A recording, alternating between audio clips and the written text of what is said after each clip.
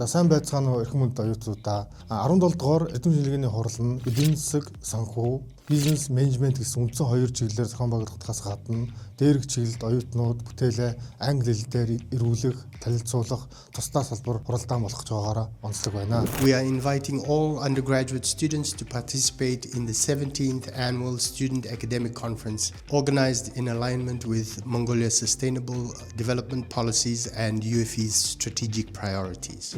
Судлаач оюутнуудын бүтээлийг дэмжин энэ удаад Монголын томоохон бизнесийн байгууллага болох Max Group хурлыг хамтран зохион байгуулах гэж байна.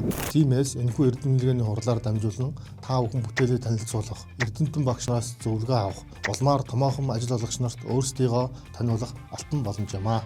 Бакалаврын түвшний эдийн засаг, бизнес, санхүү, эрх зүйн чиглэлийн бүхий л ихтэй сургуулийн оюутнуудад манай эрдэм шинжилгээний хурал нээлттэй. Тиймээс та бүхнийг төвтэй оролцохыг урьж байна.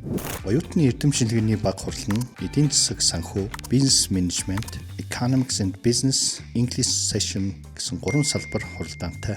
Сүүлийн салбар хуралдаанд оюутнууд эдийн засаг, санхүү, бизнес менежмент хуралдааны чиглэлээр англи хэлээр судалгааны бүтээлээ хэлэлцүүлж оролцох боломжтой юм. Та өөрийн судалгааны чиглэлийн дагуу салбар хуралдаанаа сонгон оролцоорой. Судалгааны бүтээлийг бүрэн ихээр 2025 оны 4-р сарын 10-ны өдөр хүртэл research.ufe.mn цахим хуудасаар хүлээн авна. 2025 оны 4-р сарын 25-ны өдөр шалгарсан бүтээлүүдийг хэлэлцүүлнэ. Эрдэм шинжилгээний хурлын ерөнхий ивент тэтгэгч Max Group.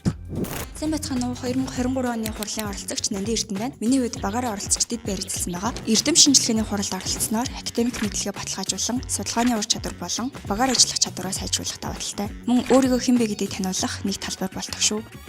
Тиймээс нийт оюутан залуусаа идэвхтэй оролцоорой хэмээн урьж байна.